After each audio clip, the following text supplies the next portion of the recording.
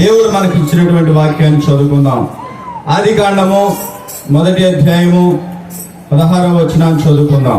దేవుడు ఆ 2 గొప్ప జ్యోతులను అనగా పగటిని ఏలుటకు పెద్ద జ్యోతిని, రాత్రిని ఏలుటకు చిన్న జ్యోతిని, నక్షత్రములను చేసెను. భూమి మీద వెలుగిచ్చుటకును పగటిని, రాత్రిని ఏలుటకు వెలుగును, చీకటిని వేరుపరచుటకు దేవుడు ఆకాశ విశాలముందు వాటి నుంచెను. అది మంచిదని దేవుడు చూసెను. సూర్యుడు చంద్రుడితో పాటు దేవుడు నక్షత్రములను కూడా చేసెను. దేవుడు నక్షత్రములను కూడా చేసెను. నక్షత్రములను చేసినటువంటి దేవుడు నక్షత్రముల గురించి చెప్తున్నటువంటి మాట ఏంటంటే మంచిది అని చూసెను, మంచిదని చూసెను. కాబట్టి ప్రియులారా, ఆదికాండం 22వ అధ్యాయము 16-17 వచనాలు చదివితే ఇక్కడ కొన్ని మాటలు ఉన్నాయి. ఏమని రాయబడి అంటే, నీవు నీకు ఒక్కడే అయ్యున్నా నీ కుమారుని వెనుదీయక ఈ కార్యము చేసినందున నేను నిన్ను ఆశీర్వదించి ఆకాశ నక్షత్రముల వలె సముద్ర తీరమందలి ఇసుక వలె నీ సంతానమును నిశ్చయముగా విస్తరింపజేసేదను. చూసారా, అబ్రహాముతో దేవుడు మాట్లాడుతూ ఏమని సెలవిస్తా ఉన్నాడంటే, నీ సంతానమును ఆకాశ నక్షత్రముల వలె విస్తరింపచేసేదను. చూసారా, అబ్రహాముకి ఇవ్వబడే సంతానం ఎవరితో పోల్చబడింది అంటే ఆకాశములో ఉన్నటువంటి నక్షత్రములతో పోల్చబడింది. ఆదికాండము 15వ అధ్యాయము 5వ వచనంలో ఒక మాట ఉంది. ఇందులో రాయబడినటువంటి మాట, మరియు ఆయన వెలుపలికి అతని అబ్రహామును తీసుకుని వచ్చి, నీవు ఆకాశం వైపు తేరు చూచి నక్షత్రములను లెక్కించుటకు నీ చేతనైతే లెక్కించుమని చెప్పి నీ సంతానము అలాగవునని చెప్పెను. చూసారా, అబ్రహాముకు దేవుడు ఇవ్వబోయే సంతానము దేవుడు ఎవరితో పోల్చి చెప్తూ ఉన్నారు అంటే ఆకాశ మండలమందు ఉన్నటువంటి నక్షత్రములతో సమానముగా చూపిస్తా ఉన్నాడు. ఇంకో మాటను మనం చదివితే ఆదికాండము 37వ అధ్యాయంలోకి వస్తే ఇక్కడ కొన్ని మాటలు ఉన్నాయి. ఆదికాండం 37:9లో ఈ విధంగా దేవుని మాటలు కనపడతా ఉన్నాయి. ఇదిగో నేను మరి ఒక కల కంటిని, అందులో సూర్య చంద్రులను 11 నక్షత్రములను నాకు సాష్టాంగపడినని చెప్పిన యోసేపు తన తండ్రితో తన సహోదరులతో. చూసారా, ఎవరిక్కడ 11 నక్షత్రములు అంటే యోసేపుకు ఉన్నటువంటి సహోదరులందరూ కూడా నక్షత్రములతో పోల్చబడ్డారు. సూర్యుడు చంద్రుడు కూడా మరి నేను సూర్యుడిని, మీ అమ్మ చంద్రుడని ఇక్కడ మరి యోసేపు తండ్రి పలుకుతా ఉన్నాడు. ఎందుకంటే సూర్యుని నుంచే కాంతిని చంద్రుడు తీసుకొని ప్రకాశిస్తాడు. సూర్యుడు నలుపైపోయాడు అనుకోండి, చంద్రుడు ఎరుపుగా మారిపోతాడు. సూర్యునిలో నుంచి వచ్చేటటువంటి మహిమను చంద్రుడు దాన్ని ధరించుకొని చంద్రుడు తెల్లగా ప్రకాశిస్తాడు. కాబట్టి భర్త నుంచే భార్యకి ఏదొచ్చినా సరే భర్త నుంచే భార్యకి వస్తూ ఉంటది. ఇక్కడ కూడా మనం చూస్తే ఈ ఇశ్రాయేలు కుమారులు ఎలా కనపడతా ఉన్నారంటే నక్షత్రముల వలె కనపడతా ఉన్నారు. 148వ కీర్తన జరిగితే ఇక్కడ కొన్ని మాటలు ఉన్నాయి. యెహోవాను స్తుతించుడి, ఆకాశవాసులారా యెహోవాను స్తుతించుడి, ఉన్నత స్థలముల నివాసులారా ఆయనను స్తుతించుడి, ఆయన దూతలారా మీరందరూ ఆయనను స్తుతించుడి, ఆయన సైన్యములారా మీరందరూ ఆయనను స్తుతించుడి, సూర్య చంద్రులారా ఆయనను స్తుతించుడి, కాంతి గల నక్షత్రములారా మీరందరూ ఆయనను స్తుతించుడి. ఎవరో దూతలు, ఎవరో సైన్యం, ఎవరో కాంతి కలిగినటువంటి నక్షత్రములు. అబ్రహాము సంతానాన్ని దేవుడు ఎలాగా దీవిస్తాను అన్నాడంటే కాంతి కలిగినటువంటి నక్షత్రముల వలె దీవిస్తానని సెలవిచ్చాడు. ఆయన ఇంటిలో నుంచి దర్శనంలో బయటికి తీసుకొచ్చి, అబ్రహామా నీవెందుకు సందేహపడతా ఉన్నావు, నీవెందుకు నీలో మదన పడతా ఉన్నావు, ఆ ఆకాశం వైపు చూడు, నీకు చేతనైతే లెక్కించు నీ సంతానమును నేను ఆకాశ నక్షత్రముల వలె, కాంతి కలిగినటువంటి నక్షత్రముల వలె నేను నీకు ఇస్తాను అన్నాడు. అప్పటికి అబ్రహాముకు సంతానమే లేదు. అసలు ఎవరూ లేరు.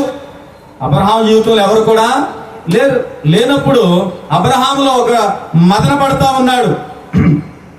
నా తర్వాత నా ఇంటి పెద్ద దాసుడే ఎలియాజరే మరి ఈ ఇంటికి వారసుడిగా ఉండిపోతాడు అని అతనిలో చాలా చింత ఉంది.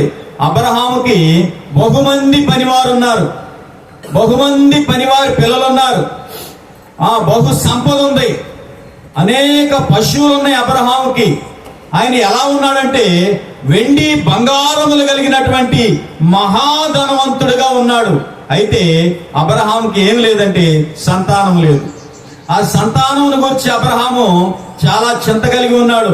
దేవునితో సాగుతా ఉన్నాడు, దేవుణ్ణి ఆరాధిస్తా ఉన్నాడు, దేవునికి ఎక్కడికక్కడ బలిపీఠాలు కట్టి బలి అర్పిస్తా ఉన్నాడు. అయినప్పటికీ ఆయన లోపల ఉన్నటువంటి ఆ మదన పడేటటువంటి సంగతి ఏంటంటే నా తర్వాత నాకు వంశము లేదు.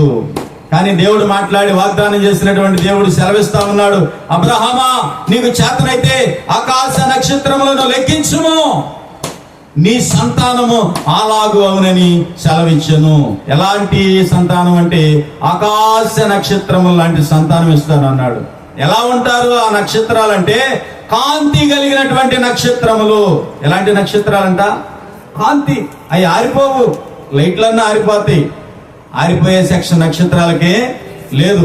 కాబట్టి ప్రియులారా ఇంకో మాట చూస్తే మత్తయి సువార్త 2వ అధ్యాయము 1వ వచనం, రాజైన హేరోదు దినముల యందు యూదయ దేశపు బెత్లెహేములో యేసు పుట్టిన పిమ్మట ఇదిగో తూర్పు దేశపు జ్ఞానులు యెరూషలేమునకు వచ్చి యూదుల రాజుగా పుట్టినవాడు ఎక్కడనున్నాడు, తూర్పు దిక్కున మేము ఆయన నక్షత్రము చూచి ఆయనను పూజింపవచ్చితిమని చెప్పిరి. హల్లెలూయా. ఎవరైనా అబ్రహాము సంతానములో నుంచి యూదా గోత్రములో నుంచి ఈ లోకానికి వచ్చాడు ప్రభు అయినటువంటి యేసుక్రీస్తు వారు. మేము ఆయన నక్షత్రమును చూచి వచ్చాము. చూసారా, ఆయనను మేము పూజించడానికి వచ్చాము, ఆయనను మేము సేవించడానికి వచ్చాము, ఆయనను మేము దర్శించుకొని ఆయన ఎదుట సాగిలపడి మా కానుకలు మా హృదయములు మేము అర్పించడానికి వచ్చాము. రాజైనటువంటి హేరోదా ఎక్కడున్నాడు ఆయనని హేరోదుని అడుగుతా ఉన్నాడు. హేరోదుకి ఏమీ తెలీదు. అసలు ఈ నక్షత్రం పుట్టుద్ది ఉదయించుద్ది అని మొదటిగా ఎవరు చూశారంటే సంఖ్యాకాండము 24వ అధ్యాయము 16, 17 వచనాలు చదువుకుందాం. దేవవాక్కులు వినిన వారి వార్త, మహోన్నతుని విద్య నెరిగిన వారి వార్త, అతడు పరవశుడై కన్నులు తెరిచిన వాడై సర్వశక్తిని దర్శనము పొందెను. ఆయనను చూచుచున్నాను గాని ప్రస్తుతముననున్నట్టు కాదు, ఆయనను చూచుచున్నాను గాని సమీపముననున్నట్టు కాదు. నక్షత్రము యాకోబులో ఉదయించును, రాజదండము ఇశ్రాయేలులో నుండి లేచును. హల్లెలూయా. దేవవాక్కులు వినిన వారి వార్త. ఎవరంట? డైరెక్ట్ గా దేవుని వాక్కులు విన్నాడనమాట. ఎవరైనా? బేయారు కుమారుడైనటువంటి బిలాము. ఈయనకి యెహోవా ప్రవక్త అని మంచి గొప్ప పేరుంది. ఈయన శపించిన వాడు శాపానికి గురవుతాడు, ఈయన దీవించిన వాడు దీవెనకి పాత్రుడు అర్హుడవుతాడు అనమాట. అంత గొప్ప ప్రవక్త ఎవరి విద్య నేర్చుకున్నాడంట? సర్వశక్తివంతుని విద్య నేర్చుకున్నాడంట. ఎవరి విద్య? మహోన్నతుని విద్య. ఎవరి విద్య? దేవుని విద్య నేర్చుకుంటే మనకి ఏదైనా లాభం. ఈ లోకంలో సాతాను విద్యలు నేర్చుకుంటే ఏమి ఉపయోగం ఉండదు. చాలా మంది సాతాను విద్యలు నేర్చుకుంటా ఉన్నారు. ఏం మిగులుతుందంటే బూడిద మిగులుతుంది, ఏమి మిగలదు. మహోన్నతుని విద్యను నేర్చుకుంటే నీవు అనేక మందికి ఆశీర్వాదకరంగా మార్చబడతావు. మహోన్నతితో సహవాసం చేసినట్లయితే నీ జీవితం అనేక మందికి దీవెనకరంగా ఉంటుంది. మహోన్నతితో నువ్వు సహవాసం చేస్తూ నడుస్తూ ఉన్నావు అనుకో, నీ ద్వారా అనేక జీవితాలు, అనేక మంది కుటుంబాలు కూడా వెలుగుతాయి, వెలిగించబడతాయి. చాలా మంది దేవునితో సహవాసం చేయరు, దేవుని విద్యను నేర్చుకోరు. ఇక్కడ దేవుని విద్య నేర్చుకున్నటువంటి ఆయనకి ఏమొచ్చిందంటే సర్వశక్తివంతుని దర్శనం వచ్చింది. ఏమొచ్చింది? ఆయన అంటున్నాడు, ఏమంటున్నాడంటే ఆయనను చూచుచున్నాను గాని ప్రస్తుతము ఇప్పుడు ఉన్నట్టు కాదు. ఏమంటున్నాడు? ఆయనను చూచుచున్నాను గాని సమీపమున ఉన్నట్టు కాదు, నక్షత్రం యాకోబులో ఉదయించును. హల్లెలూయా. ఎవరో కాంతి కలిగినటువంటి నక్షత్రం ఎవరంటే యేసు ప్రభువారే. యేసు ప్రభువారు ఈ లోకాన్ని ఉదయించాడు. ఎందుకంటే అనేక మంది పాపులను రక్షించటానికి, అనేక మంది సాతాను ఉచ్చులో, సాతాను వలలో పడిపోయినటువంటి మనుష్యులను విడిపించడానికి ఆ కాంతి కలిగినటువంటి ఆ నక్షత్రము యాకోబు సంతానములో నుంచి ఉదయించింది. కాబట్టి ప్రియులారా, ఈయన చెప్తా ఉన్నాడు, ఏమని చెప్తున్నాడు? నక్షత్రం యాకోబులో ఉదయించునని చెప్తున్నాడు. చూడండి, కీర్తన 147 కీర్తన 4వ వచనం చదివితే ఈ నక్షత్రాల గురించి కొన్ని మాటలు ఉన్నాయి. నక్షత్రముల సంఖ్యను ఆయన నియమించి ఉన్నాడు, వాటికన్నిటికీ పేర్లు పెట్టుచున్నాడు. ఎవరంట? నక్షత్రముల సంఖ్యను ఆయన నియమించి ఉన్నాడు, నక్షత్రములన్నిటికీ ఆయన పేర్లు పెట్టుచున్నాడు. కాంతి కలిగినటువంటి నక్షత్రం, యాకోబులో ఉదయించిన నక్షత్రం, ఆయన నక్షత్రం. ఈయనే ఒక నక్షత్రం. ఆయనే లోకానికి వెలుగై ఉన్నాడు, ఆయనే లోకానికి కాంతి అయి ఉన్నాడు. ఈయన పేరు ఏమని పెట్టబడిందంటే యేసు అని పెట్టబడింది. ఏమని పెట్టబడింది? లోకరక్షకుడైన యేసు క్రీస్తు అని ఆయనకు పేరు పెట్టబడింది. కాబట్టి ప్రియులారా, ఇలా మనం చూసామనుకోండి, చూడండి, ఆమోసు గ్రంథం 5వ అధ్యాయంలో 7, 8, 9 వచనాల్లో నక్షత్రాల గురించి ఉంటుంది. యోబు గ్రంథము 38వ అధ్యాయము మరి 1వ వచనంలో చూస్తే కొన్ని మాటలు కనపడతాయి, 31లో చూస్తే కొన్ని మాటలు కనపడతా ఉంటాయి. యోబు గ్రంథము 9వ అధ్యాయము 9వ వచనం చూస్తే ఇక్కడ నక్షత్రాలు, నక్షత్ర రాసులు మనకు కనపడతా ఉన్నాయి. భూమికి పునాది వేసినప్పుడు కూడా ఎక్కడ ఉన్నారంటే నక్షత్రాలు? యోబు గ్రంథము 38వ అధ్యాయము 7వ వచనం. ఉదయ నక్షత్రములు ఏకముగా కూడి పాడినప్పుడు, దేవదూతలందరూ ఆనందించి జయధ్వనులు చేసినప్పుడు దాని మూలరాతిని వేసిన వాడు ఎవడు? చూసారా, భూమికి పునాదిగా మూలరాతిని వేశాడంట ఆయన. ఉదయ నక్షత్రములన్నీ కూడి ఏకముగా పాట పాడారంట. ఇక్కడ మనం సంఘంగా ఎలా కూడి అందరం కలిసి పాటలు పాడతామో, భూమికి పునాది వేసినప్పుడు కూడాను ఈ నక్షత్రములు, దేవదూతలు, దేవుని కుమారులైన వారందరూ కూడా ఏకముగా కూడి చక్కని పాటలు పాడి పునాది వేశారంట. హల్లెలూయా. సంఘానికి పునాది ఏంటి? సంఘానికి పునాది ఏంటి? యేసు రక్తము, యేసు ప్రభువే. ఆయనే బండ, ఆయన మీదే సంఘం కట్టబడుద్ది. ఈ సంఘంలో ఇంకా అనేక రకాల పునాదులు ఉంటాయి. పాటల పునాది ఉంటుంది, ప్రార్థన పునాది ఉంటుంది, ఆరాధన పునాది ఉంటుంది. ఇంకేముంటది? ఏముంటది? యేసు ప్రభువే బండ, ఆయనే. ఆ బండ మీద కట్టబడేటటువంటి సంఘంలో ఎన్ని పునాదులు ఉంటాయంటే ప్రార్థన పునాది ఉంటుంది, ఏంటిది? వాక్యం అనే పునాది ఉంటుంది, ఆరాధన అనే పునాది ఉంటుంది, పాటలు అనే పునాదులు ఉంటాయి. ఈ పునాదులు లేవనుకోండి, వాళ్ళు బలహీనులే. ప్రార్థన అనుభవం లేకపోతే బలహీనులే, పాటలు పాడే అనుభవం లేకపోతే బలహీనులే. ప్రార్థన, పాటలు, ఆరాధించటం, ఆరాధన చేయటం, చూడండి, ఇవన్నీ దేవునిలో పునాదులు. ఈ పునాదులు ఎవరి దగ్గర అయితే గట్టిగా ఉంటాయో వాళ్ళు స్థిరముగా ఉండగలుగుతారు, వాళ్ళు స్థిరముగా ఉండగలుగుతారు. కాబట్టి ప్రియులారా, ఇలా మనం చూసినప్పుడు ఈ ఆమోసు గ్రంథంలో, యోబు గ్రంథంలో కనపడతా ఉంటాయి నక్షత్రాల గురించి, నక్షత్ర రాసుల గురించి కనపడతా ఉంటాయి. కీర్తన 89వ కీర్తనలో చూస్తే ఇంకొన్ని మాటలు కనపడతా ఉన్నాయి. 3వ వచనం చదువుకుందాం. నేను ఏర్పరచుకొని వారితో నిబంధన చేసి ఉన్నాను, నిత్యము నీ సంతానమును స్థిరపరచెదను. ఎవరితో ఏర్పరచుకున్నది? అబ్రహాముని ఏర్పరచుకున్నాడు, ఇస్సాకుని ఏర్పరచుకున్నాడు, యాకోబును కూడా ఏర్పరచుకున్నాడు. ఈ ఏర్పరచుకున్నటువంటి వారితో ఆయన ఏం చేస్తా ఉన్నాడంటే నిబంధన చేస్తా ఉన్నాడు. దావీదుతో కూడా నిబంధన చేశాడు. దావీదును కూడా దేవుడు కోరుకున్నాడు, ఏర్పరచుకున్నాడు. ఎక్కడి నుంచి కోరుకున్నాడు? గొర్రెలు కాల్చుకునే స్థితిలో ఉన్నప్పుడు దావీదును కోరుకున్నాడు. హల్లెలూయా. దావీదుతో నిబంధన చేశాడు, దావీదును దేవుని కోసం ఏర్పరచుకున్నాడు. ఇక్కడ కొన్ని మాటలు కనపడతా ఉన్నాయి. ఏమని కనపడతా ఉన్నాయి అంటే, మింటను యెహోవాకు సాటి అయిన వాడు ఎవడు? దైవపుత్రులలో యెహోవా వంటి వాడు ఎవడు? పరిశుద్ధ దూతల సభలో ఆయన మిక్కిలి భీకరుడు. తన చుట్టూనున్న వారందరికంటే భయంకరుడు. యెహోవా సైన్యముల కధిపతివగు దేవా, యెహోవా నీ వంటి బలాఢ్యుడెవడు? ఎవరంట యెహోవా? దైవపుత్రులలో యెహోవా వంటి వాడు ఎవడు? దేవునికి చాలా మంది కుమారులు ఉన్నారు, కానీ యెహోవా అనబడినటువంటి ఆయనే ఎలాంటి వాడంట? ఎలాంటి వాడు ఆయన? యెహోవా వంటి వాడు ఎవరు? ఎవరు యెహోవా? ఎవరు? ఆది కాండం నుంచి మనకు కనపడతా ఉంటది.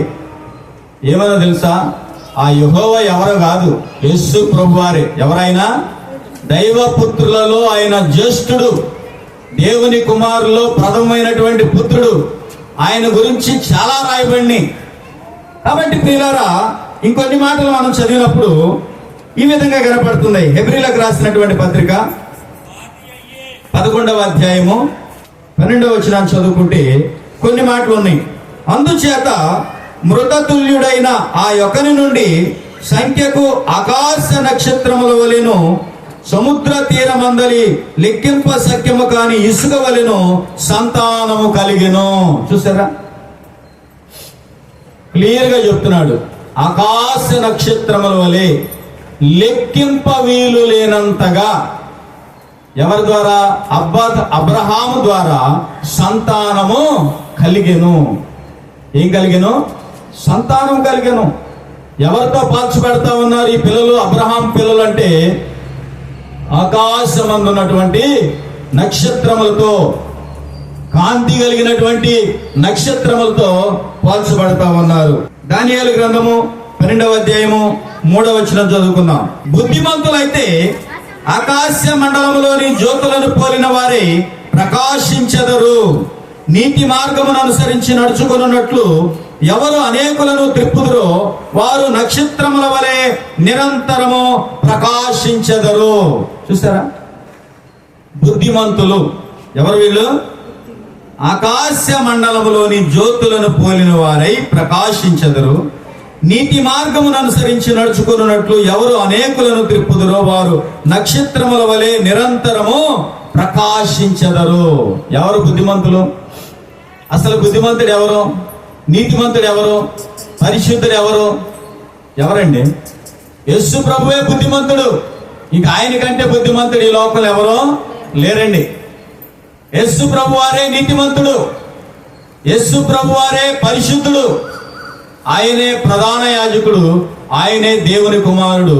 దైవపుత్రులలో యేసు వంటి వాడు ఎవడునో లేరు. అందరూ జారిపోయిన వాళ్ళే, అందరూ ఓడిపోయిన వాళ్ళే, అందరూ పాపం ముందు కూలిపోయిన వాళ్ళే. పరిశుద్ధ గ్రంథంలో చాలా మంది కూలిపోయారు. అయినప్పటికీ వారందరినీ చెయ్యి పట్టుకొని లేవనెత్తి ఆ పాపముల నుంచి వారిని విడిపించాడు. హల్లెలూయా. పాపం ముందు ఎవడో నిలవలేదండి. పాపం ప్రతి ఒక్కరిని కూడా పడగొట్టింది, ప్రతి ఒక్కరిని కూడా కూలద్రోసింది. ఎవడు దాన్ని జయించలేకపోయాడు. దైవపుత్రుల్లో ఉన్నటువంటి యెహోవా అనబడినటువంటి యేసుక్రీస్తు వారు ఒక్కడే పాపాన్ని ఎలా ఎదిరించాడంట? రక్తము కారునంతగా. చూసారా? కొరడాలతో కొడతా ఉన్నారు. ఆయన గెడ్డం పెరిగివేశారు. ఆయన తలపైన ముళ్ళకిరీటం పెట్టి నొక్కుతా ఉన్నారు. ఆయన మొహం మీద గుద్దారు. ఆయన మొహాను ఉమ్మూశారు. అనేక సార్లు కొరడాలతో బెత్తాలతో కొట్టారు ఆయన్ని. ఆయన మీద భారభరితమైనటువంటి సిలువను మోపారు. ఆ సిలువను కొంత దూరము, కొన్ని కిలోమీటర్ల దూరము ఆ పట్టణానికి వెలుపల ఉన్నటువంటి గొల్గోతా అనబడినటువంటి గుట్ట దగ్గరికి మోపించారు.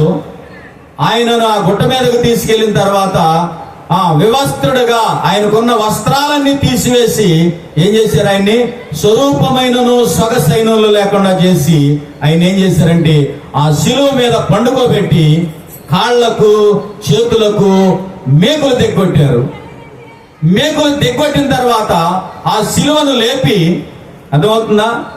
ఇంకా ఏమన్నారంటే, ఇదిగో దైవ కుమారుడా, నువ్వు నిజంగా దైవ కుమారుడు అయితే. చూసావా? దెయ్యం ఏం చేస్తా ఉంది?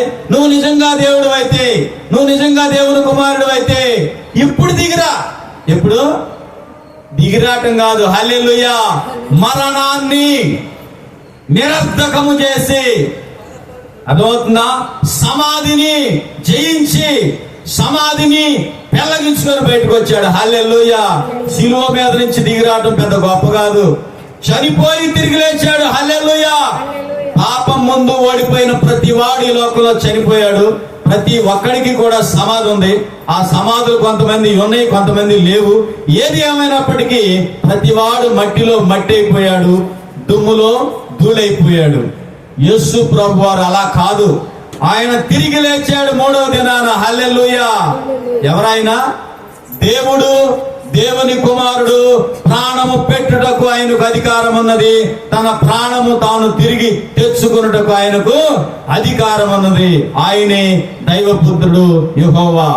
దేవుని కుమారులు చాలా మంది ఉన్నారు, అబ్రహాము సంతానం చాలా మంది ఉన్నారు. మరణించి ఎవరు తిరిగి పైకి లెగలేదండి. ఎవరు లేచారంటే అబ్రహాము సంతానములో నుంచి వచ్చి అబ్రహాము సంతాన స్వభావమును ధరించుకొని అబ్రహాము పిల్లవాడిగా అబ్రహాము సంతానంగా పిలువబడ్డాడు. కానీ ప్రభు అయినటువంటి యేసుక్రీస్తు వారు మరణాన్ని జయించి తిరిగి లేచాడు. హల్లెలూయా. తిరిగి లేచినటువంటి ఆయన ఎక్కడ కూర్చున్నాడు అంటే పరలోకమందు తన తండ్రి సింహాసనము కుడి పార్శ్వమున ఆయన ఆసీనుడయ్యను. నేటికి యేసు ప్రభు వారిని దేవుడు అంటానికి చాలా మందికి ప్రాణం అప్పట్లా, అసలు నోరు రావట్లా. యేసు ప్రభువుని దేవుడు అంటానికి ఒప్పుకోవటానికి సాతానికి ఇక్కడ కాదండి, మొదటి నుంచి కూడా ఇష్టం లేదు. అసలు యేసు ప్రభువుని అంగీకరించడానికి సాతానికి మనస్సు లేదు. ఆ వాడికి అక్కడ లేదు, ఇక్కడ కూడా లేదు. ఇంకా అనేక మందిని వాడు ఆకర్షించి అనేక మందిని ఆవరించి యేసు ప్రభువుని దేవుడు అనటానికి ఇష్టపడకుండా చేస్తా ఉన్నాడు. మరణాన్ని జయించినటువంటి శూరుడు ఆయన, ఇశ్రాయేలీల నాయకుడైన, సైన్యములకు అధిపతి అయినటువంటి ప్రభు అయిన, పాలించేవాడు. ఆకాశమందు, భూమి మీద, భూమి కింద, పాతాళమందు కూడా యేసు నామమే గొప్పది. హల్లెలూయా. ఏ నామం గొప్పది? యేసు నామమే గొప్పది. అంతకు మించి గొప్ప నామం ఎవరికి ఇవ్వబడలేదు. హల్లెలూయా.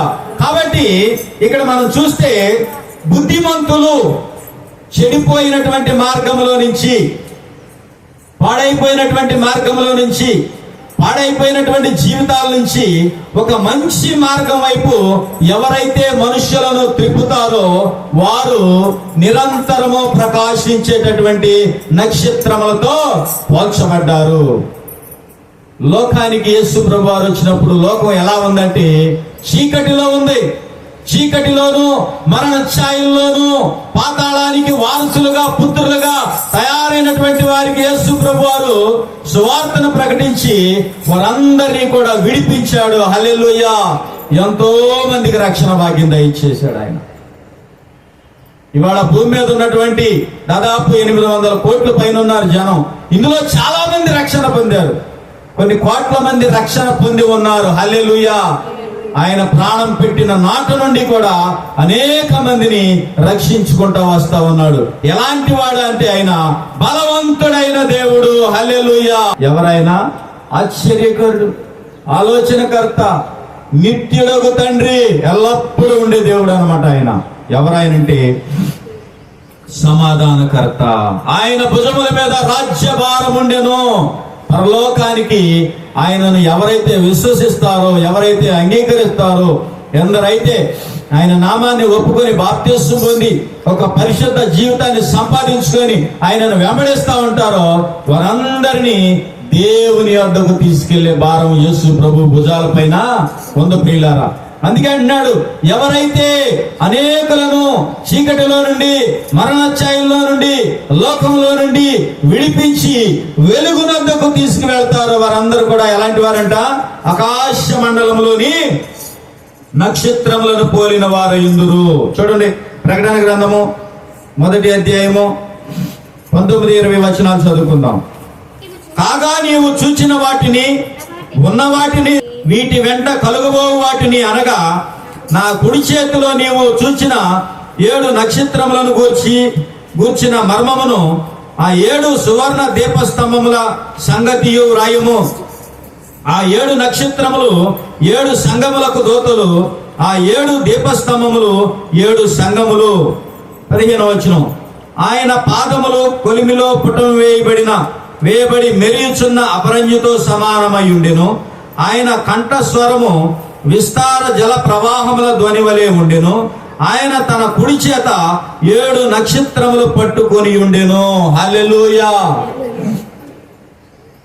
ఎవరైతే నక్షత్రములుగా ఉన్నారో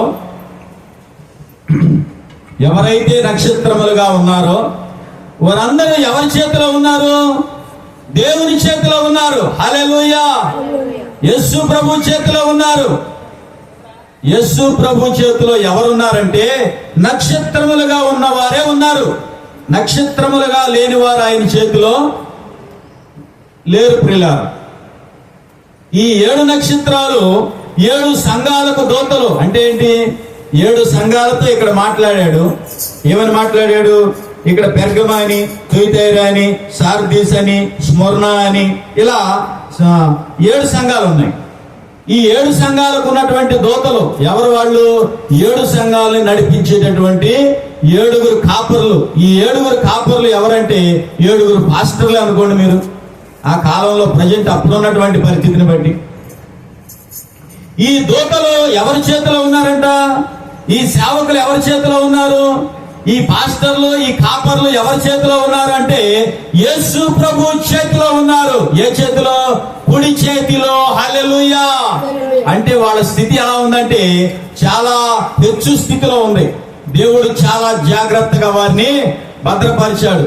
ఇంకా దేవుని వాక్యాన్ని విని, ఇంకా దేవుని మార్గంలో ఎవరైతే వెలిగింపబడి, ఎవరైతే అనేక మందిని చీకటిలో నుంచి, మరణ ఛాయలోంచి, పాపాల్లో నుంచి, లోకములో నుంచి, శాపములో నుంచి విడిపించి దేవుని యొద్దకు, యేసు యొద్దకు, తండ్రి యొద్దకు తెచ్చే పనిలో ఉన్నారో వారు కూడా ఎలా ఉన్నారంటే కాంతి కలిగినటువంటి నక్షత్రముల వలె ఉన్నారు. హల్లెలూయా.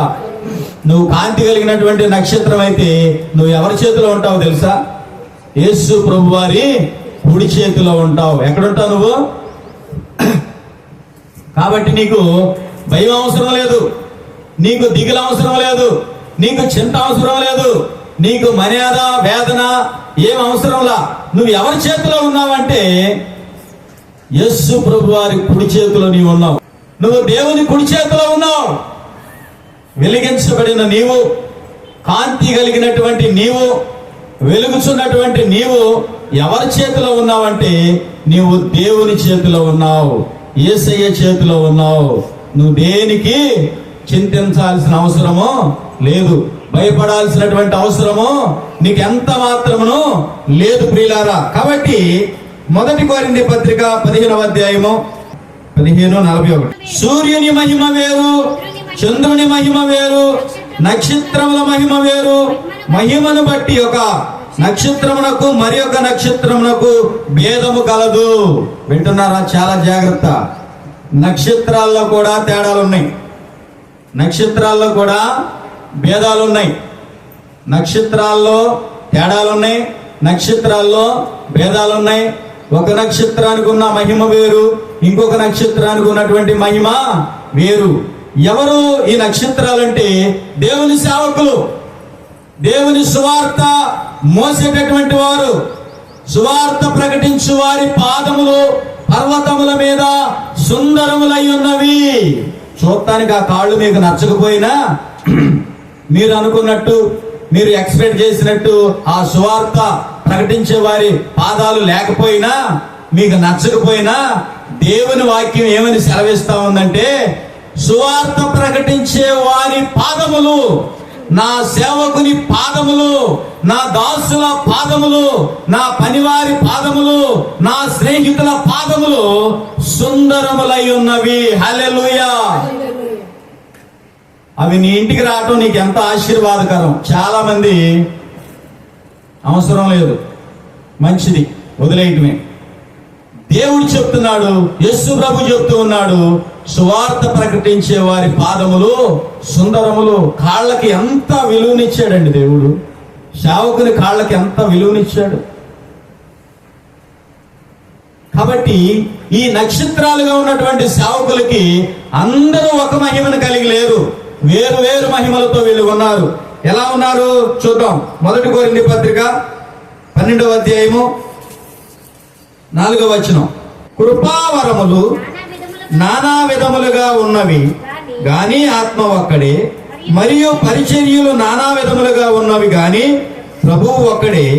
నానా విధములైన కార్యములు కలవు గాని అందరిలోనూ అన్నిటినీ జరిగించు దేవుడు ఒక్కడే. అయినను అందరి ప్రయోజనము కొరకు ప్రతివానికిని ఆత్మ ప్రత్యక్షత అనుగ్రహింపబడుచున్నది.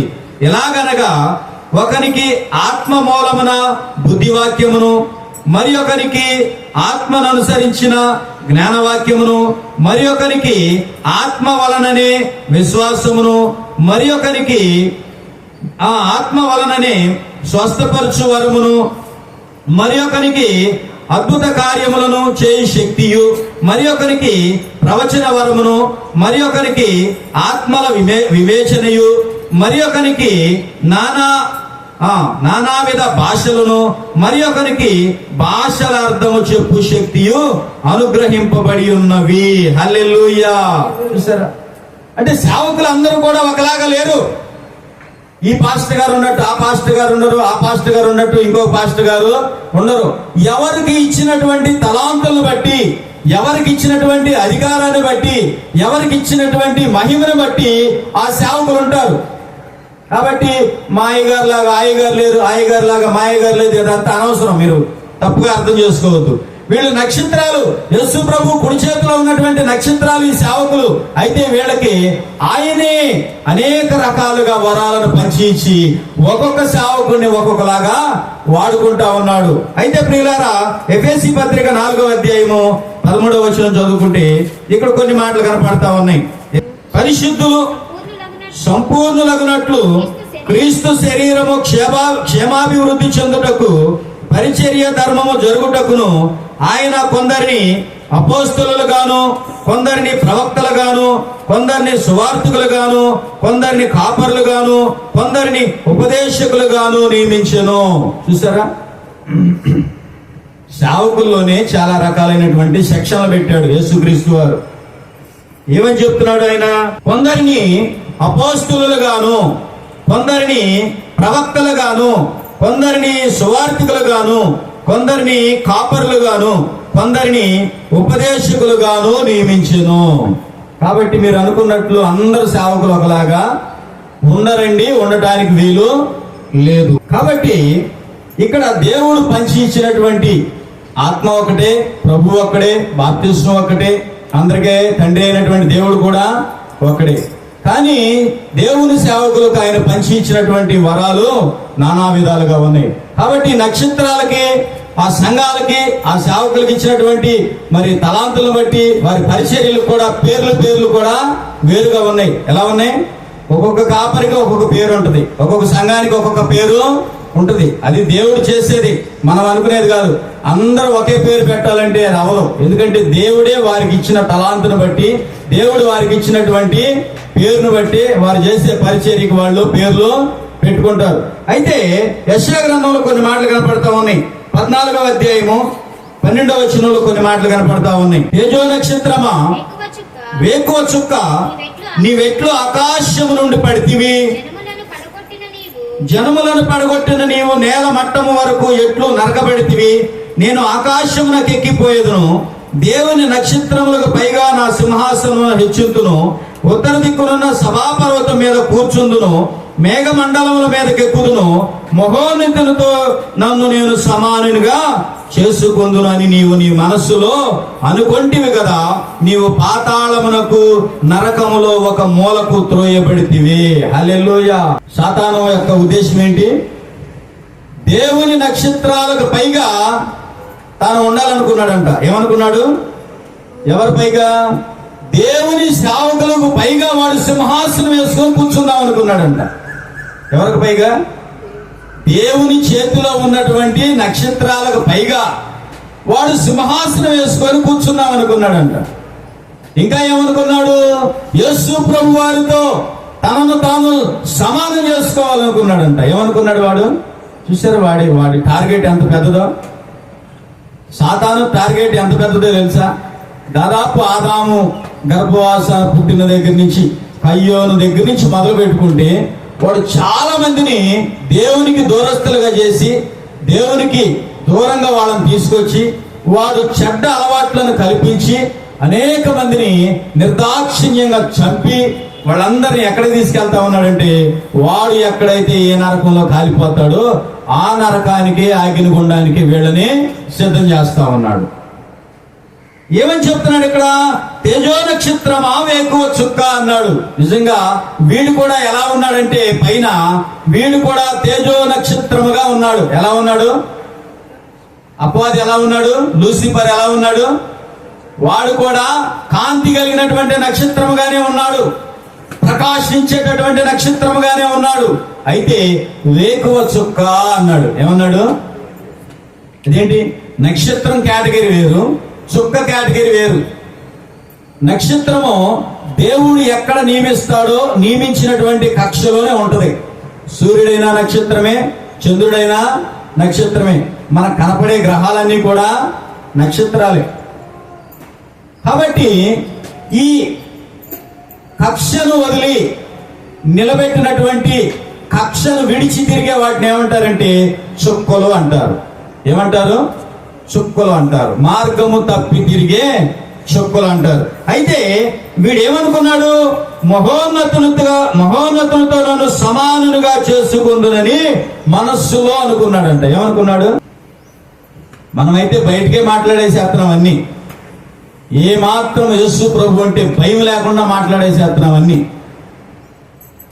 వాడంట మనస్సులో అనుకున్నాడు, హృదయంలో అనుకున్నాడు. పోని హృదయంలో వాడు ఎప్పుడైతే అనుకున్నాడో దేవుని నక్షత్రాలకు పైగా, దేవుని సేవకులకు పైగా, దేవుని బిడ్డలకు పైగా ఎప్పుడైతే తన సింహాసనం వేసుకోవాలనుకున్నాడో అనాది కాలమే, ఎప్పుడు అనాది కాలమే వాడిని ఎక్కడి నుంచి తోసేశారు? ఎక్కడి నుంచి? ఒక పక్కకు త్రోసివేశారనమాట. ఒక మూలకు వాడిని త్రోసివేశారని కనపడతా ఉంది. రేపు కూడా అదే జరిగేది. యేసు ప్రభు వచ్చిన తర్వాత అర్థమవుతుందా? ప్రభు రాకడ వచ్చిన తర్వాత, సంఘం ఎత్తబడిన తర్వాత వాడిని కలిపి ఎక్కడికి తోసేస్తారంటే అగ్నిగుండంలోనికి, పాతాళానికి, నరకంలోనికి ఒక మూలకు త్రోసివేస్తారనమాట. కాబట్టి ప్రియులారా, ఇక్కడ చూస్తే వీడు నక్షత్రముగా ఉన్నాడు, చుక్కగా మారిపోయాడు. చుక్క అంటే అర్థం ఏంటంటే దేవుడు పెట్టినటువంటి, దేవుడు నిర్ణయించినటువంటి ప్రదేశంలో ఉండకుండా, ఆ కక్షలో ఉండకుండా, ఆ కక్షను దాటి వెళ్ళిపోయినటువంటి దాన్ని ఏమంటారంటే చుక్క అంటారు. దేవుడు నిన్ను నియమించినటువంటి ప్రదేశాన్ని నువ్వు ఎప్పుడైతే విడిచి వెళ్ళిపోతావో నువ్వు కూడా మార్గము తప్పి తిరిగే చుక్కతో సమానం అయిపోతావు. దేవుడు నిన్ను ఎక్కడ పెట్టాడో నువ్వు అక్కడే ఉండాలి. సూర్యుడిని ఎక్కడ పెట్టాడో అక్కడే ఉన్నాడు, చంద్రుడిని ఎక్కడ పెట్టాడో అక్కడే ఉన్నాడు, భూమిని ఎక్కడ ఉంచాడో దేవుడు అక్కడే ఉంది. ఇవి గనక మార్గం తప్పినాయి అనుకోండి, ఏమైపోద్ది? మొత్తం కొలాప్స్ అయిపోద్ది, మొత్తం అంతా పాడైపోద్ది. ఈ పాడైపోయే సమయం ఉంది, అది వచ్చుద్ది, అది ఎప్పటికైనా పాడవుద్ది. అయితే దేవుని వాక్యం ఏం చెప్తూ ఉందంటే వీళ్ళందరి గురించి చెప్పుకుంటూ వచ్చింది. వీళ్ళందరూ ఎవరు అంటే వీళ్ళందరూ కూడా దేవుని యొద్ద నక్షత్రాలే. హల్లెలూయా. ఎవరు వీళ్ళు? ఎవరంట వీళ్ళు? ఈ విధంగా రాసుకుంటూ వచ్చాడు. కయ్యేను ఒకడు ఉన్నాడు, బిలాము ఒకడు ఉన్నాడు. అర్థమవుతుందా? ఇలా మనం చూసుకుంటే ఎంతమంది అయితే దేవుని యొక్క మాటకు లోబడకుండా అనేకమైనటువంటి వాటి కోసం ఎగబడి వెళ్ళిపోయారు. వీళ్ళందరూ కూడా ఏమైపోయారంటే మార్గము తప్పినటువంటి, కక్షను వదిలిపెట్టినటువంటి నక్షత్రాలుగా లేరు, వీళ్ళు చుక్కలుగా మారిపోయారు. ఎవరు వీళ్ళు? చుక్కలుగా మారిపోయారు. 2వ పేతురు పత్రికలో కూడా మనం చూస్తే ఇక్కడ కూడా కొన్ని మాటలు కనపడతా ఉంటాయి. ఏమని? ఇక్కడ బిలాము గురించి రాయబడింది. అర్థమవుతుందా? ఇలా మనం చూసుకుంటూ వచ్చామనుకోండి, వీళ్ళందరూ కూడా ఎంతమంది అయితే దేవుని విడిచిపెట్టారో, సౌలు విడిచిపెట్టాడు దేవుణ్ణి, బిలాము విడిచిపెట్టాడు దేవుణ్ణి, కయ్యోను విడిచిపెట్టాడు దేవుణ్ణి, సమూయేలు కుమారులు విడిచిపెట్టారు దేవుణ్ణి, ఏలీ కుమారులు విడిచిపెట్టారు దేవుణ్ణి, దావీదు కుమారులు విడిచిపెట్టారు దేవుణ్ణి. వింటున్నారా? ఎంతమంది? సమూయేలు పిల్లలు దేవుని విడిచిపెట్టారు, ఏలీ పిల్లలు దేవుని విడిచిపెట్టారు, దావీదు పిల్లలు దేవుని విడిచిపెట్టారు, కయ్యోను దేవుని విడిచిపెట్టాడు. ఇలా మనం చూసుకుంటే యోధా కూడా ప్రభువారిని విడిచిపెట్టాడు. ఇలా మనం చూసుకుంటే చాలా మంది వీళ్ళందరూ కూడా ఇశ్రాయేలీలే, నక్షత్రాలతో పోల్చబడ్డారు, దేవుని సంతానంగా ఉన్నారు. వీళ్ళందరూ కూడా దేవుడు చెప్పినట్టు వినకుండా, దేవుని మాటలలో దేవుని మార్గంలో ఉండకుండా దేవుణ్ణి విడిచిపెట్టేశారు. వీళ్ళు దేవుణ్ణి విడిచిపెట్టిన వారు అందరూ కూడా దేంతో పోల్చబడ్డారంటే మార్గము తప్పి తిరిగే చుక్కలతో పోల్చబడ్డారు. అందుకే అన్నాడు, తేజో నక్షత్రమా వేకువ చుక్క అన్నాడు. చూసారా, వెంటనే పేరు ఏమైపోయింది, డౌన్ అయిపోయింది. వేకువ చుక్క అంటే ఏంటి? మార్గాన్ని వదిలిపెట్టి తిరుగుతున్నటువంటి ఆ దుష్టుడు చుక్కతో పోల్చబడ్డాడు. ఇక్కడ కూడా మనం చూస్తే వీళ్ళు కూడా మార్గము తప్పి తిరిగే చుక్కలుగా ఉన్నారు అన్నమాట. వీళ్ళందరూ కూడా ఈ లోక సంబంధమైనటువంటివి ఏవో ఆశించి ఒక్కటి ప్రియులారా, మీరు పరలోకానికి ఏమీ తీసుకెళ్ళలేరు. ఎన్ని దేవుని సన్నిధికి తెచ్చినా ఇవన్నీ కూడా ఇక్కడే మిగిలిపోతాయి. పరలోకానికి వెళ్ళేది ఏమీ వెళ్ళం. అర్థమవుతుందా? మీరు ప్రయాసపడి ఇతరులకు వాక్యం చెప్పి, ఇతరులకు మంచి మాటలు చెప్పి యేసు ప్రభు గురించి తెలియజేశారనుకోండి, వాళ్ళు మీ వాక్యాన్ని బట్టి దేవునికి దగ్గర అయ్యారనుకోండి, ఆ ఆత్మను నువ్వు సంపాదించుకుంటావు. ఆ ఆత్మను నీతో పాటు నీ పరలోకానికి తీసుకురాగలుగుతావు. నేనైనా సువార్త ప్రకటించిన అనేక మంది ఇక్కడికి వచ్చి ప్రభువుని తెలుసుకొని వారి పాపాలను విడిచిపెట్టి దేవుని రాజ్యానికి సిద్ధపడ్డారనుకోండి, నేను సంపాదించే ఆస్తి కూడా ఎవరో ఆత్మలే. ఇక్కడ ఉన్నటువంటి ఏవి కూడా పరలోక రాజ్యానికి వెళ్ళవు. కానీ దుష్టుడు ఏం చేస్తా ఉంటాడంటే, ముందు దేవుని దేవుణ్ణి వదిలిపెట్టేసి ఈ లోకంలో ఏదో సంపాదించు, ఏదో పోగేసుకో, ఏదో కూడబెట్టు, దేనికో దానికోసం నువ్వు ప్రయాసపడు, పరిగెత్తని మురుగులు తీపిస్తా ఉంటాడు. దేవుని కంటే గొప్పది ఏదీ లేదు, దేవుని మాటల కంటే విలువైంది ఏది లేదు. యేసు ప్రభు నోటి మాటలే మనకేంటి? ఆహారము. ఒక మనుష్యుడు రొట్టె వలన కాదు జీవించేది, దేవుని నోటి మాట వలన జీవిస్తాడు. హల్లెలూయా. వాక్యమే మనిషికి ఆహారము, వాక్యమే మనిషికి జీవజలము, హృదయానికి ఆత్మకి ఆహారము దేవుని వాక్యమే. కాబట్టి ప్రియులారా, ఇక్కడ మనం చూస్తే యోధా పత్రికలో వీళ్ళు మార్గము తప్పి తిరిగే చుక్కలుగా ఉన్నారు. చాలా మంది సేవకులు ఎలా ఉన్నారు తెలుసా? బిలాము దేవుని సేవకుడు కాదా? సౌలు దేవుని సేవకుడు కాదా? దావీదు కుమారులు దేవుని సేవకులు కాదా? సమూయేలు కుమారులు దేవుని సేవకులు కాదా? ఏలీ కుమారులు దేవుని సేవకులు కాదా? ఇలా చాలా మంది ఉన్నారు. వీళ్ళందరూ కూడా దేవునికి సేవకులే. వీళ్ళందరూ కూడా దేవుణ్ణి వదిలిపెట్టి ఏదో ఆశించి, అర్థమవుతుందా? సౌలు ఏం ఆశించాడో మనకు తెలుసు, దావీదు కుమారులు ఏం ఆశించారో తెలుసు, సమూయేలు కుమారులు ఏం ఆశించారో తెలుసు, ఏలీ కుమారులు ఏం ఆశించారో తెలుసు. అర్థమవుతుందా? ఆకాను ఏమి ఆశించాడో తెలుసు, గెహాజీ ఏమి ఆశించాడో తెలుసు, యోధా ఏమి ఆశించాడో మనకు తెలుసు. వీరందరూ ఆశించి ఈ లోక సంబంధమైనటువంటి ఆశ కలిగి ప్రభువునే విడిచిపెట్టారనమాట. ఎవరు వీళ్ళంటే మార్గము తప్పి తిరిగే చుక్కలు. మరి వీటి కోసం ఏముందంట? గాఢాంధకారము భద్రము చేయబడి ఉన్నది. హల్లెలూయా. ఏముందంట? గాఢాంధకారము వీరి కోసము భద్రము చేయబడి ఉన్నది. వీళ్ళని వదిలిపెడతాడు అనుకుంటున్నారు దేవుడు అందరికీ సమయం ఇచ్చాడు, ఎవరిని వదిలిపెట్టేటటువంటి పరిస్థితి లేదు. చూడండి, అపోస్తుల కార్యము 7వ అధ్యాయము 41వ వచనంలో ఒక మాట ఉంది. ఆ దినములలో వారు ఒక దూడను చేసుకుని ఆ విగ్రహములకు బలి సమర్పించి తమ చేతులతో నిర్మించిన వాటి యందు ఉల్లసించిరి. అందుకు దేవుడు వారికి విముఖుడై ఆకాశ సైన్యమును సేవించుటకు వారిని విడిచిపెట్టెను. ఇందుకు ప్రమాణముగా ప్రవక్తల గ్రంథమందు ఇలాగు రాయబడి ఉన్నది, ఇశ్రాయేలు ఇంటి వారులారా, మీరు అరణ్యములో 40 ఏండ్లు బలి పశువులను అర్పణములను నాకు అర్పించిదిరా. మీరు పూజించుటకు చేసుకొనిన ప్రతిమలైన మొలేకు గుడారమును రొంపాయను దేవత యొక్క నక్షత్రమును మోసుకుపోతిరి. హల్లెలూయా. అది నక్షత్రాలకి మరి ఒక నక్షత్రాలకి భేదం అంటే ఇందులో కూడా తేడా కనపడుతుంది. ఏమని? రొంప అనబడినటువంటి ఒక దేవత నక్షత్రాన్ని చేసుకున్నారంట. ఏం చేసుకున్నారు వీళ్ళు? ఇశ్రాయేలీలు అందరూ కలిసి ఏం చేస్తా ఉన్నారు? దూడను చేసుకున్నారు. ఏం దూడ? ఆవు దూడో, కోడి దూడో, లేకపోతే గేదె దూడో ఒక దూడను చేసుకున్నారు. ఒక దూడం చేసుకొని ఏమయ్యారు వీళ్ళు? ఒక నక్షత్రం అన్నమాట. ఒక నక్షత్రం, ఆ దూడ రొంప అనబడినటువంటి దేవతా నక్షత్రాన్ని వీళ్ళు ఏం చేస్తా ఉన్నారంట? మోసుకున్నారంట.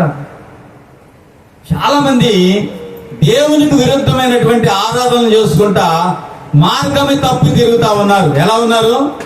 మార్గము తప్పి తిరుగుతా ఉన్నారు. మా ఇష్టం, మా ఆరాధన, మా భక్తి, దేవుడు చెప్తే మేము వినం, మాకు నచ్చినట్టు చేసుకుంటాం, మాకు నచ్చినట్టు భక్తి చేసుకుంటాం, మాకు నచ్చినట్టు పూజ చేసుకుంటాం, మాకు నచ్చినట్టు ప్రార్థన చేసుకుంటాం, మాకు నచ్చినట్టే బ్రతికేస్తాం అంటున్నారు. జాగ్రత్త ప్రియులారా, నువ్వు మార్గము తప్పి తిరిగినట్లయితే నీ కోసం దేవుడు ఏం సిద్ధపరిచాడు తెలుసా? గాఢాంధకారమును సిద్ధపరిచెను. గాఢాంధకారం సిద్ధపరిచెను. చూడండి, దేవుని మాట విని లోబడి ఉన్నవారు దేవునితో సదాకాలం ఉంటారు. దేవునికి వ్యతిరేకంగా జీవించిన వారు సాతాను వాడి దూతలతో పాటు అగ్నిగుండంలో ఉంటారు.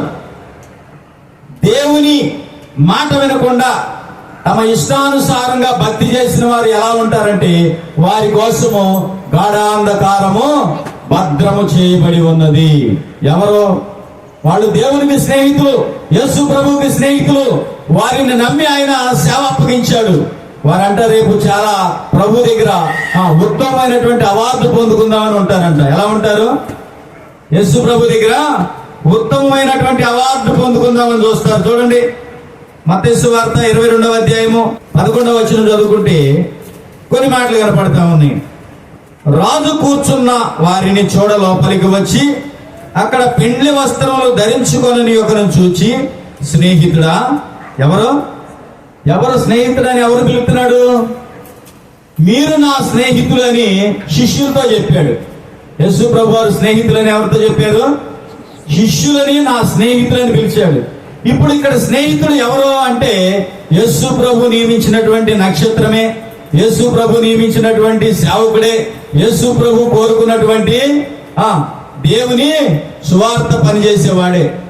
ఇతడంతా ఏమి లేకుండా వచ్చాడు అంటే పెండ్లి వస్త్రము లేకుండా ఎక్కడికి వచ్చేసాడు? పెండ్లి విందులోకి వచ్చేసాడు. చాలా మంది దేవుని సువార్త బోధించేవాళ్ళు చాలా జాగ్రత్తగా ఉండాలి.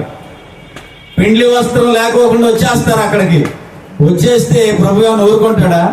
సర్లే, ఇంతకాలం నా సేవ చేశాడులే, ఎట్టగొట్ట నానా తిప్పబడి చేశాడులే కాబట్టి సర్లే ఉండద్దాం అనుకుంటాడా? ఏం లేదు.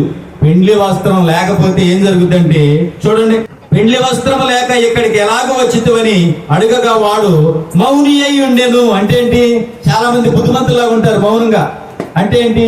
ఆయన మంచి, ఆయన ఏదో చేస్తాడు మనకు మంచి అనుకుంటారు.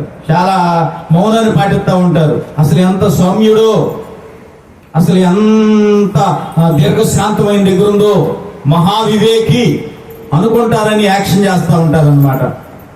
ఇతను కూడా అలాగే చేస్తా ఉన్నాడు, మౌనంగా ఉన్నాడు అనమాట. మౌనంగా ఉంటే అంటున్నాడు, అంతటా రాజు వీని కాళ్ళు చేతులు కట్టి వెలుపటి చీకటిలోనికి త్రోసివేయుడి, అక్కడ ఏడుపును పండ్లు కొరుకుటయ్యి ఉండనని వారితో చెప్పెను. చూసారా? అందుకే అంటున్నాడు, కాగా పిలువబడిన వారు అనేకులు, ఏర్పరచబడిన వారు కొద్ది మంది అనేను. చాలా మందిని సేవకు పిలుస్తా ఉన్నాడు దేవుడు. సువార్త ప్రకటించడానికి చాలా మందిని పిలుస్తా ఉన్నాడు.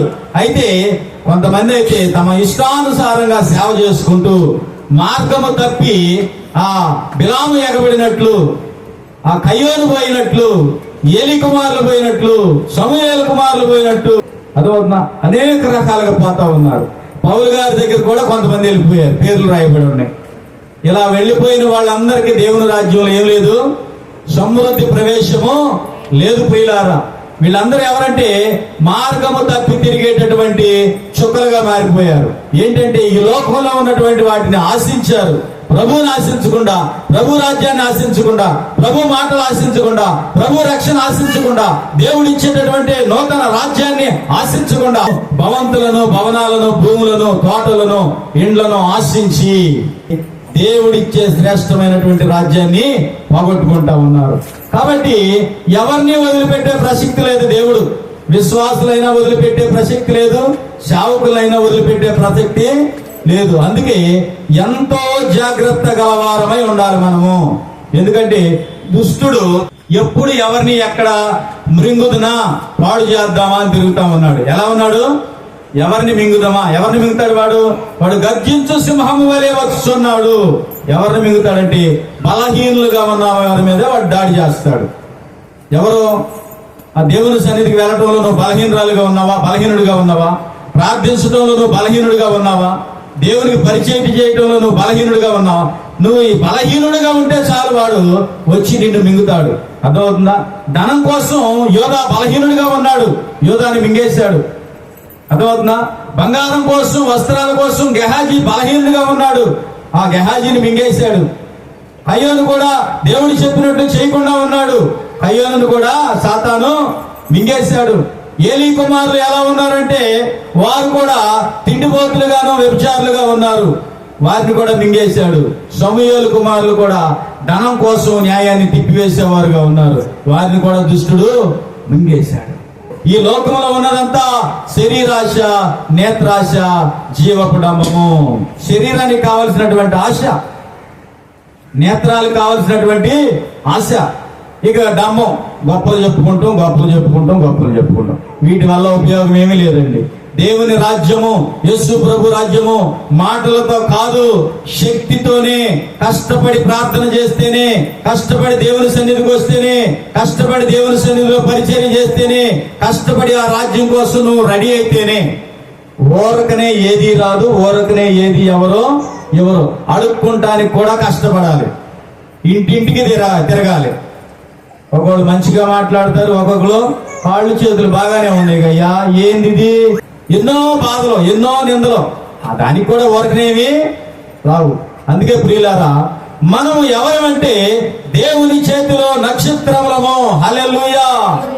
ఎవరు మనము? దేవుని చేతిలో నక్షత్రం, ఆయన సంఘములో నక్షత్రములము.